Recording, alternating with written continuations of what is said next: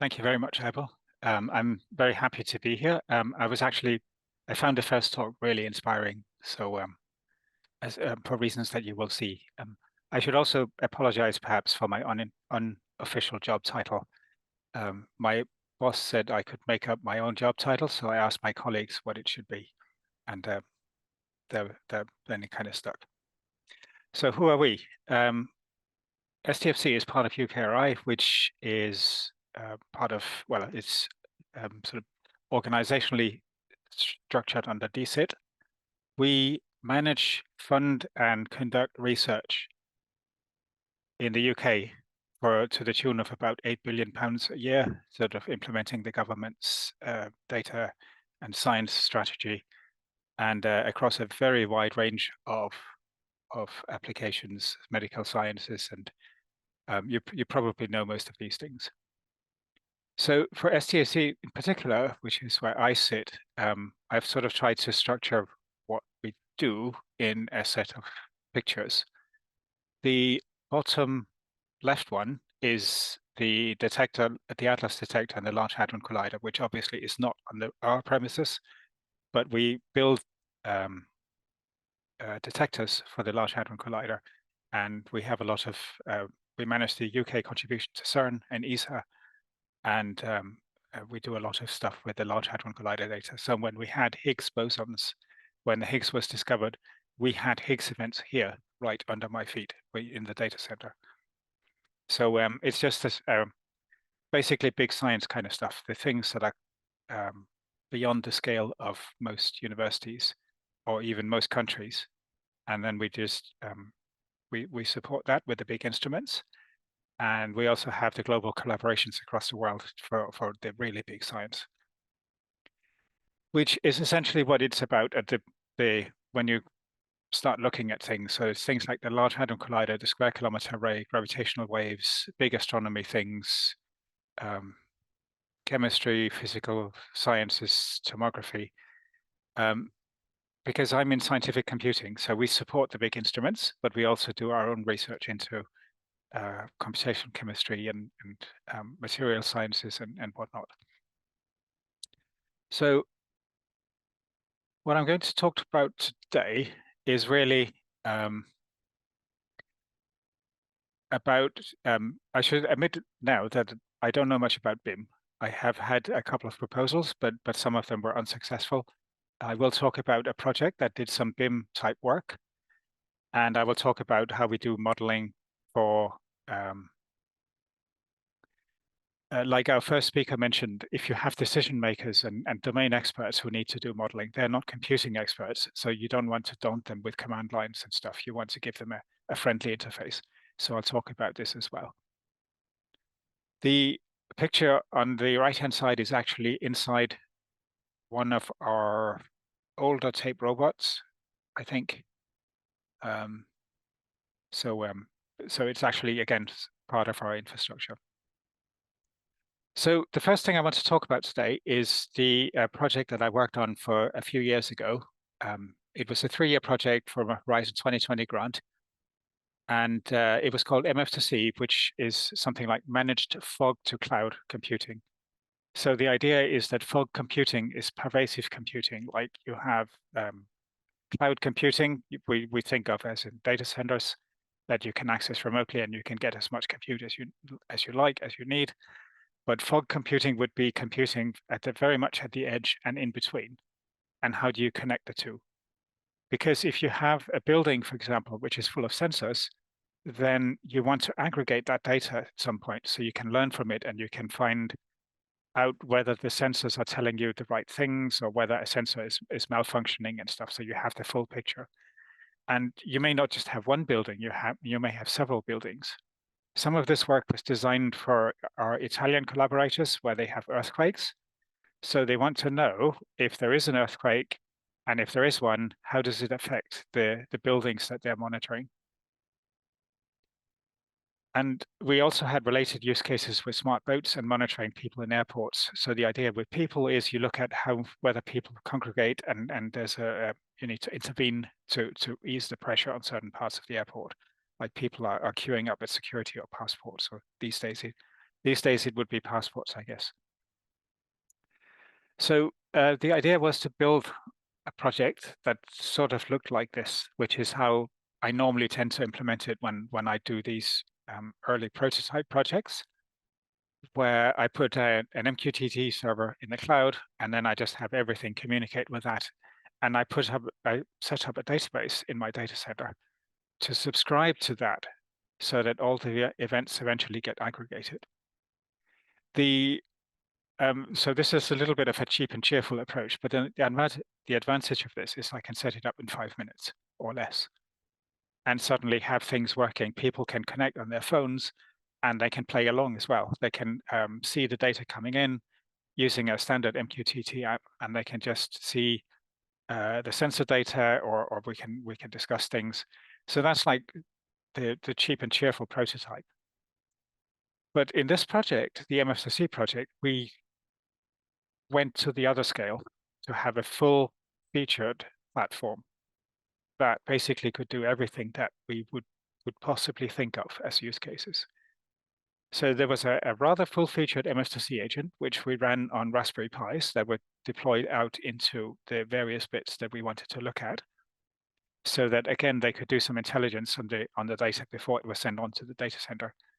And similarly, there's a micro agent, which was for really pared down devices that didn't have much compute capacity. And the technology readiness level of this ranged very widely from 1 to 8 or something. Some of it was cheap and cheerful stuff put together, like by the students in Barcelona, and some of it was really battle-hardened infrastructure. If you're interested, there's a link to GitHub at some point in the sorry, where am I? There we are. It's the link to GitHub is here. So we were basically aiming somewhere in the middle for the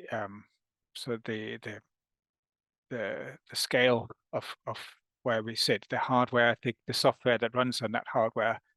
We had in particular also a cloud in a box that we could deploy, that which is this orange thing you might see here, there. The other thing I want to talk about is what we do now. So I want to talk a bit about the Data Analytics Facility for National Infrastructure, or DAFNI for short. This is also set up to model digital twin scenarios where you have national infrastructure, you have climate or weather events that you want to look at, you have scenarios that you want to model, but you want to put, as our first speaker said, you want to put the domain experts in front of something that's focusing on what they know, what they do, and not have them be computing experts. So in particular, like we saw with the Isle of Wight, we have lots of flood modeling on the DAFNI platform. I will talk a little bit about the CREDO, the climate resilience demonstrator, but we have had other flood models. So a pyramid, for example, flooded Newcastle. I think Newcastle is a popular place to flood, actually, as I understand it, for some reason.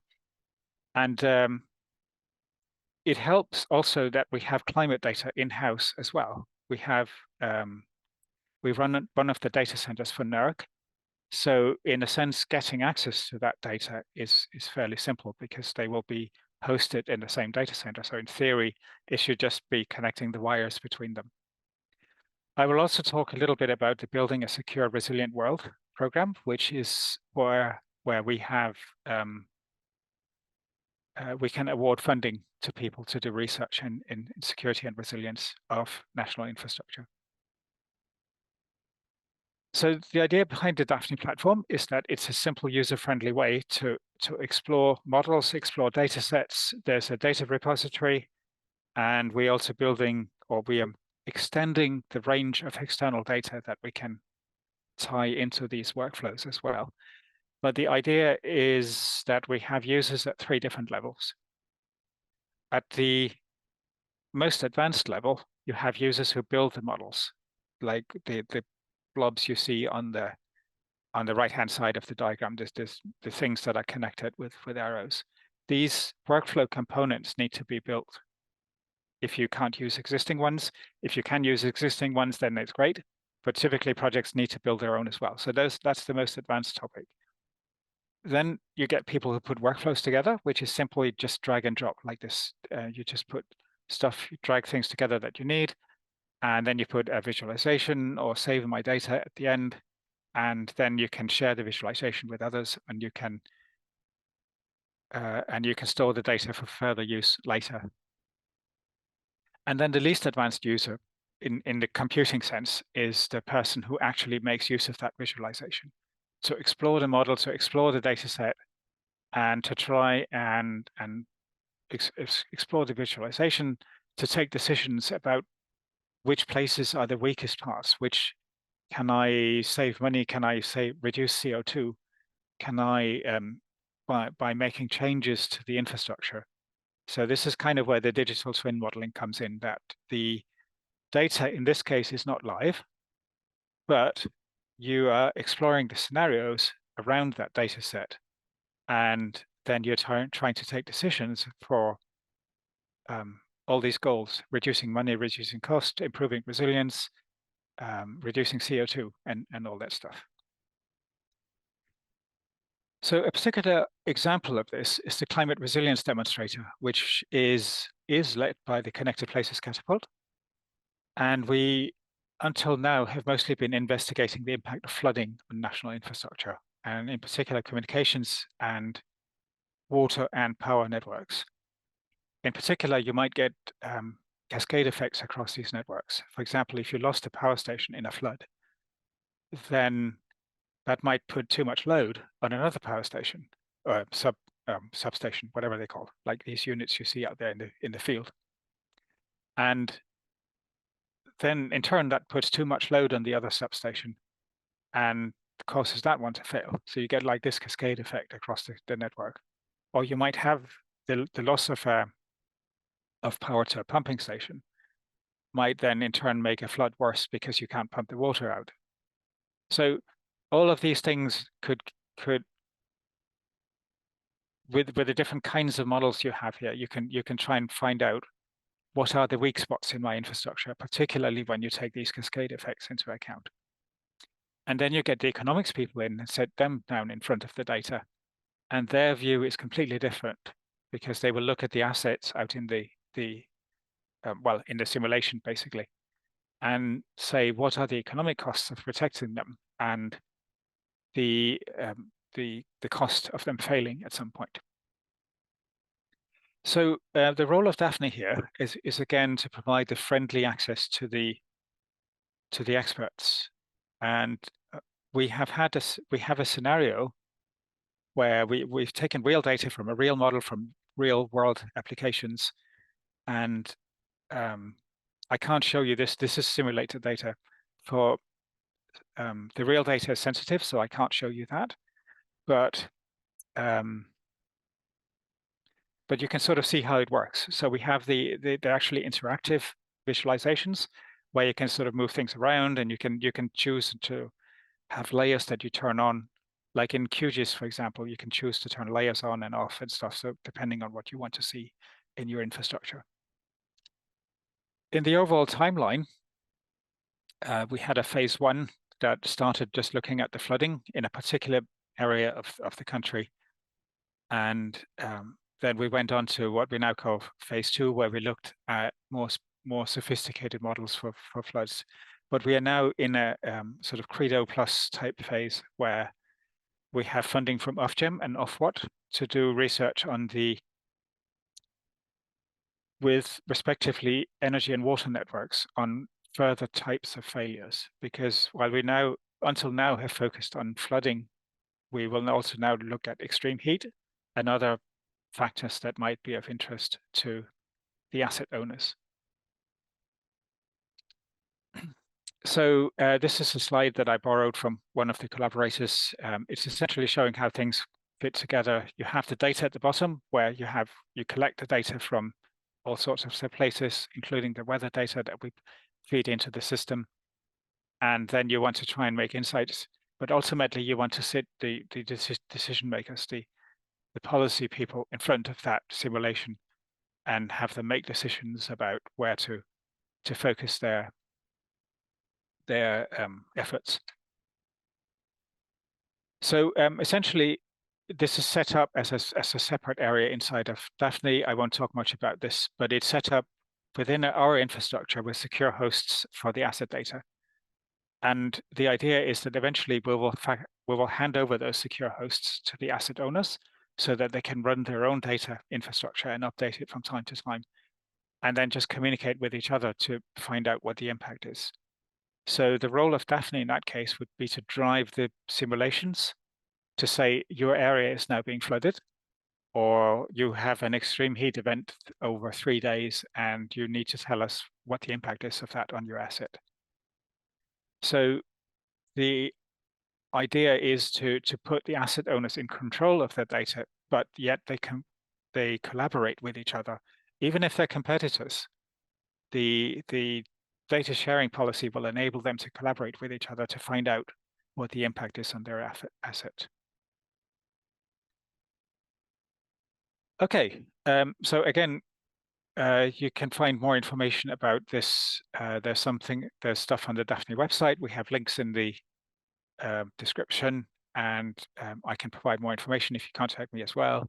And the Connected Places Catapult, the Digital Twin Hub will have more information about the Credo project as well. We have a write-up from fairly recently.